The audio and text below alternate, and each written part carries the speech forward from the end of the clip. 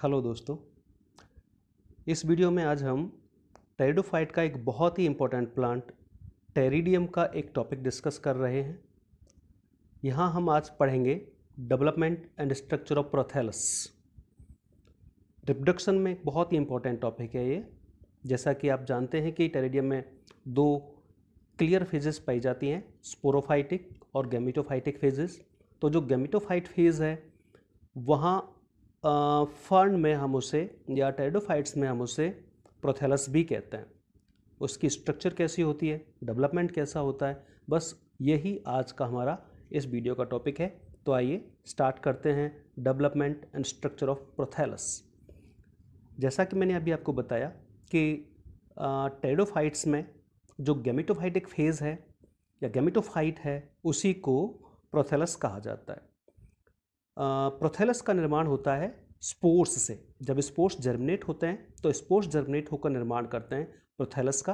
तो प्रोथैलस की डेवलपमेंट या स्ट्रक्चर से पहले ब्रीफ जानकारी हमें लेना आवश्यक होता है कि स्पोर्स कैसे होते हैं टेरिडियम के। तो सिंपली अगर आप इसकी स्पोर्स के बारे में बात करें, जैसा कि अभी मैं आपको बता रहा हूँ कि जो स्पोर्स होते हैं वो गैमेटोफाइटिक फेज की फर्स्ट सेल या मदर सेल का कार्य करते हैं। अगर आप इनको स्ट्रक्चर देखेंगे स्पोर्स की तो ये हैप्लॉइड होते हैं, यूनिन्यूक्लिएट एक केंद्र की, ऊपर से रफ होती है, इनकी जो सरफेस है ऊपर से रफ पाई जाती है। साथ में इनके ऊपर एक ट्राई रेडिएट मार्क पाया जाता है।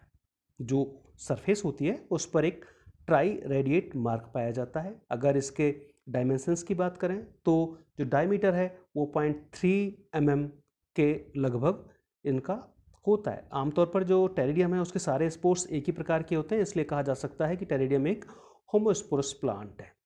स्पोर्स के ऊपर दो स्पष्ट कवरिंग पाई जाती है, लेयर्स पाई जाती हैं। बाहरी लेयर को एक्साइन और जो उसके अंदर थिन लेयर पाई जाती है उसे इंटाइन कहते हैं। आमतौर पर जो एक्साइन है वो स्कल्पचर्ड होती है, अर्थात उस पर डिफरेंट टाइप के आकृतियां बनी होती हैं, इसलिए जो एक्साइन है वो रफ तो होता ही है, खुरदुरा होता ही है और वो स्कल्पचर्ड भी होता है। तो टेरिडियम की जो डिफरेंट स्पीसीज हैं उनमें उस पर पाई जाने वाली जो आकृतियां हैं, स्कल्पचर्स हैं, वो डिफरेंट टाइप के हो सकते हैं। और ये ही जो स्पोर्स हैं वो फर्दर जर्मिनेट होकर निर्माण करते हैं प्रोथैलस का। तो प्रोथैलस की जो पहली सेल है या प्रोथैलस की जो मदर सेल है वो एक्चुअली क्या होते हैं, इसके स्पोर्स होते हैं।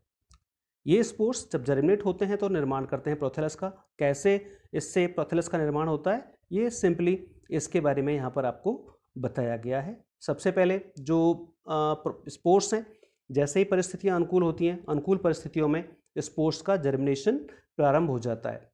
सबसे पहले जो एक्साइन है, स्पोर्स का जो बाह्य चोल है वो फटता है और जो एंटाइन होता है वो एंटाइन एक छोटी ट्यूब के रूप में बाहर आ जाता है जिसे जर्म ट्यूब कहते हैं।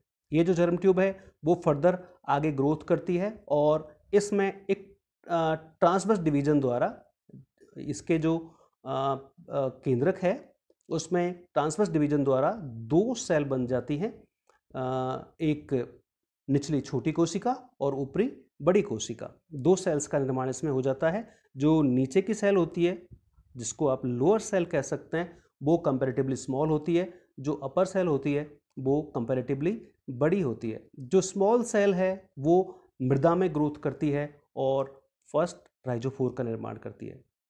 स्मॉलर सेल है grow into the soil forming the first rhizoid. निचली सेल सॉइल में ग्रो करती है और फर्स्ट राइजॉइड का निर्माण करती है, तो इसमें राइजॉइड्स का निर्माण हो जाता है। जो बड़ी सेल है, जैसा कि आप लास्ट पॉइंट में देख रहे हैं, बड़ी सेल जो होती है उसमें अनेक क्लोरोप्लास्ट होते हैं। इसमें कुछ ट्रांसवर्स डिवीजन होते हैं जिसके परिणाम स्वरूप 3 से 6 कोशिकीय एक फिलामेंट बन जाता है। बड़ी सेल में एक के बाद एक कुछ डिवीजन होते हैं जिससे 3 से 6 कोशिका लंबा 3 to 6 सेल लॉन्ग एक फिलामेंट का निर्माण या फिलामेंटस स्ट्रक्चर का निर्माण हो जाता है। तो जो दोनों सेल बनी, एक स्मॉल सेल और एक बड़ी जो बिग सेल है, वो इन दोनों से पहली सेल से जो छोटी सेल थी उससे राइजॉइड बना और जो बड़ी सेल थी उससे एक फिलामेंटस स्ट्रक्चर बनी जो कि 3 से 6 कोशिकीय लंबा होता है। इसके बाद जो दूसरा हमारा स्ट्रक्चर इसमें निर्माण होता है उसमें आप अगले फर्स्ट पॉइंट में देख पा रहे हैं, after the transverse division are over, two oblique wall are laid down the terminal cell of the filament and thus a two-sided apical cell is formed।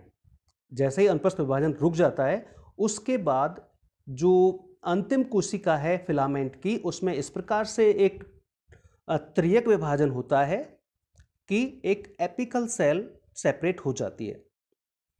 यहां पर ऑब्लिक डिवीजन के माध्यम से एक एपिकल सेल बन जाती है। ये जो एपिकल सेल बनती है इसमें there is no development in the other cell of the filament. तो एपिकल सेल के अलावा जो दूसरा सेल्स होती है फिलामेंट की, जैसे कि मैंने बताया 3 से 6 सेल्स बनती हैं, उनमें और किसी में कोई डिवीजन या डेवलपमेंट नहीं होता। तो मतलब कुल मिलाकर जो पूरा आगे का फर्दर डेवलपमेंट है वो एपिकल सेल से ही होता है। जो एपिकल सेल होती है वो अपने दाएं और बाएं ओर विभाजनों द्वारा कोशिकीय खंडों का निर्माण करती है। एपिकल सेल में इसमें अगेन डिवीजन होते हैं और सेलुलर सेगमेंट्स का निर्माण होता है, मतलब इससे कई सेल्स बनती हैं जिससे फाइनली ग्रीन मल्टी सेलुलर एक कोशिका मोटा यंग प्रोथेलस बन जाता है। 1 सेल थिक यंग प्रोथेलस का निर्माण हो जाता है। तो इस प्रकार से एपिकल सेल जो है वो फर्दर लगातार डिवीजन करती है और इससे हरा मल्टीसेलुलर और एक कोशिकीय मोटा यंग प्रोथेलस का निर्माण हो जाता है। यंग प्रोथेलस का निर्माण इस प्रकार से आप देख रहे हैं जिसमें राइजोइड्स भी प्रेजेंट होते हैं, क्योंकि राइजोइड पहले बन चुके थे। और ये ग्रीन है, इसका मतलब इसमें क्लोरोफिल है और ये अपना न्यूट्रिशन इस वक्त खुद ही प्राप्त कर पाता है क्योंकि इसमें फोटोसिंथेसिस होता है। इसके बाद जल्दी ही जो एपिकल सेल है वो अनेक मार्जिनल इनिशियल्स का निर्माण करती है और इन मार्जिनल इनिशियल से फर्दर जो गैमेटोफाइट है उसकी ग्रोथ होती है। तो इस प्रकार से इसकी ग्रोथ लगातार होती रहती है और ये प्रोथेलस का निर्माण हो जाता है। तो प्रोथेलस का निर्माण बहुत सिंपल प्रोसेस है जिसमें कोई बहुत कॉम्प्लेक्स स्टेप्स आपने नहीं देखे हैं। इस डायग्राम में आप ये देख पा रहे हैं कि किस प्रकार से यंग प्रोथेलस का निर्माण होता है और फर्दर फिर ये अपनी मैच्योरिटी प्राप्त करता है। इसका मैच्योर प्रोथेलस की बात करें तो मैच्योर प्रोथेलस की स्ट्रक्चर कैसी होती है? अभी जो आपने देखा है वो प्रोथेलस का एक्चुअली डेवलपमेंट है और डेवलपमेंट के बाद ये जब मैच्योर हो जाता है तो इसकी शेप, बाकी इस पर स्ट्रक्चर्स कौन कौन सी नजर आती हैं ये आपको क्लियर नजर आता है इसकी स्ट्रक्चर में। तो मैच्योर होने पर जो प्रोथेलस है वो हार्ट शेप हो जाता है और डॉर्सी वेंट्रल सिमेट्री शो करता है, अर्थात इसकी जो सिमेट्री है वो डॉर्सी वेंट्रल हो जाती है और जो शेप है वो हार्ट शेप हो जाती है। इसके अलावा इसका जो डायमीटर है वो 3 से 8 mm का हो जाता है। इसके साथ साथ ये पहले जो यंग प्रोथेलस था वो केवल 1 सेल थिक स्ट्रक्चर थी, लेकिन अब इसकी जो मोटाई है यानी थिकनेस है उसमें भी अंतर आ जाता है। एक्चुअली जो मिडिल पार्ट है वो इसका कई कोशिकीय मोटा हो जाता है, जबकि जो मार्जिन्स हैं किनारे उन पर ये एक कोशिका मोटा ही होता है। प्रोथेलस जो कि हार्ट शेप है, इसका जो मिडिल पार्ट है वो तो कई कोशिकीय मोटा हो सकता है, लेकिन जो इसके मार्जिन्स हैं वो अभी भी एक कोशिकीय मोटे होते हैं। अगर आप इसकी स्ट्रक्चर देखेंगे तो यहाँ पर आपको पता चलेगा कि इसके अग्रभाग में एक गहरी नॉच या खांच पाई जाती है जिसमें ग्रोइंग पॉइंट या ग्रोथ पॉइंट स्थित होता है। ग्रोइंग पॉइंट जो इसकी ग्रोथ लगातार जिसकी वजह से होती रहती है, तो जो इसमें एक गहरी खांच डीप नॉच प्रेजेंट होती है उसमें ही ये ग्रोइंग पॉइंट प्रेजेंट होता है। इसके साथ साथ इसके अग्र और पृष्ठभाग में मतलब इसके अग्र और पश्च दो क्लियर भाग नजर आते हैं। जैसे कि पहले बताया था हमने, इसकी डॉर्सी वेंट्रल सिमेट्री होती है।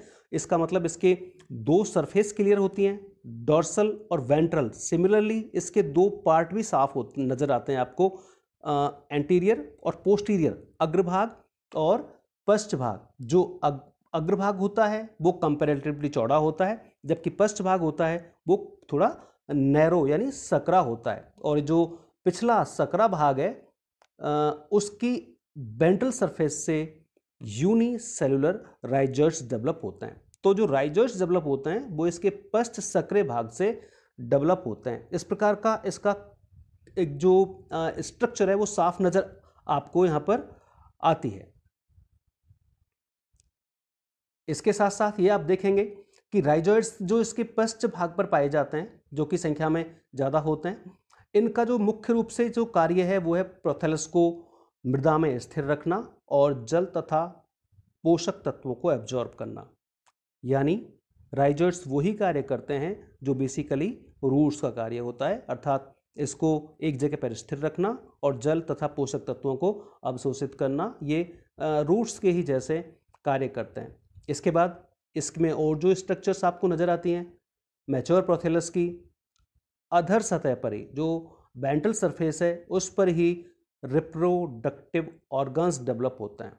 इसका जो प्रोथेलस है टेरिडियम का, वो उभयलिंगाश्रयी होता है, मोनोसियस होता है। मोनोसियस के साथ साथ ये प्रोटेंडरस भी होता है, पुम पूर्वी।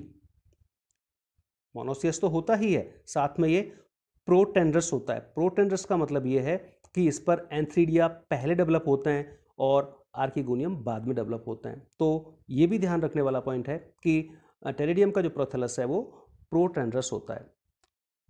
मोनोसियस है ही, इसका मतलब इसमें मेल और फीमेल रिप्रोडक्टिव ऑर्गन दोनों ही प्रेजेंट होते हैं या दोनों ही इस पर डेवलप होते हैं। एंथ्रीडियम की बात करें तो एंथ्रीडियम प्रोथेलस की निचली सरफेस पर जो राइजर्स होते हैं उसके नज़दीक सिचुएटेड होती है, नज़दीक स्थित होती है, जबकि आर्किगोनियम जो होती है वो जो एपिकल नॉच होती है जिसमें ग्रोथ पॉइंट होता है, ग्रोइंग पॉइंट होता है, उस एपिकल नॉच के पास स्थित होती है। आमतौर पर इसके जो जननांग हैं वो स्थिर होते हैं और प्रोथेलस के ऊतकों में आंशिक रूप से धसे हुए पाए जाते हैं। जो जननांग जो अभी हमने देखे थे वो इसमें लगभग स्थिर हैं और प्रोथेलस में उनका कुछ भाग अंदर धसा हुआ होता है और कुछ भाग आपको बाहर नजर आएगा। इसको आप इस डायग्राम में इसको बहुत स्पष्ट देख पाएंगे। ये प्रोथेलस आपके सामने नजर आ रहा है, हार्ट शेप स्ट्रक्चर है जिसमें दो सरफेस क्लियर पाई जाती हैं, डॉर्सी वेंट्रल सिमेट्री मतलब डॉर्सल सरफेस और वेंट्रल सरफेस। इसके अलावा इसमें एंटीरियर और पोस्टीरियर पार्ट दो स्पष्ट नजर आएंगे आपको। जो अग्रभाग है वो थोड़ा चौड़ा है और नीचे का जो पिछला पश्च भाग है वो नैरो है। नैरो भाग पर आप देख रहे हैं कई सारे राइजर्ड्स आपको निकलते हुए नजर आ रहे हैं, जबकि ऊपरी भाग में आप देख रहे हैं एक गहरी खांच एपिकल नॉच नजर आ रही है। उसका नोमेनक्लेचर तो नहीं है लेकिन नजर आपको आ रही है। इस एपिकल नॉच में यहाँ पर ग्रोइंग पॉइंट स्थित होता है। इसके साथ साथ इस पर दोनों रिप्रोडक्टिव ऑर्गन्स डेवलप होते हैं क्योंकि मोनोसियस है, और साथ में प्रोटेंडर्स भी है, मीन्स एंथ्रीडियम पहले डेवलप होंगे और आर्किगोनियम बाद में डेवलप होते हैं। इसके साथ साथ जो एंथ्रीडियम है वो पश्च भाग की तरफ मीन्स राइजॉइड्स के समीप डेवलप होती है, और जो आर्किगोनियम है वो इसमें जो एपिकल नॉच है उसके नज़दीक डेवलप होती है। तो इस प्रकार से ये टेरिडियम में जो प्रोथेलस है या जिसे कह सकते हैं आप गैमेटोफाइट, उसकी संरचना और परिवर्धन यानी डेवलपमेंट इस प्रकार से होता है। बहुत मुश्किल नहीं है, आसान है, क्योंकि होमोस्पोरस प्लांट है तो आसानी से आप इसका स्ट्रक्चर और डेवलपमेंट कर सकते हैं। डेवलपमेंट इसका स्पोर्स से होता है, वो मैंने आपको स्टार्टिंग में बताया कि किस प्रकार की इसके स्पोर्स की स्ट्रक्चर होती है और वो कैसे जर्मिनेट होकर फर्दर गैमेटोफाइट या प्रोथेलस का निर्माण करते हैं। तो प्रोथेलस के ऊपर इसमें अक्सर एग्जाम्स में, अलग अलग यूनिवर्सिटीज़ की एग्जाम्स में क्वेश्चन पूछे जाते हैं। इसके स्ट्रक्चर डेवलपमेंट पर डायग्राम बनाकर आपको एक्सप्लेन करना होता है। तो एक बार आप इसको और ठीक से देखेंगे, सुनेंगे, समझेंगे तो आपको डेफिनेटली ये समझ में आएगा। Thank you.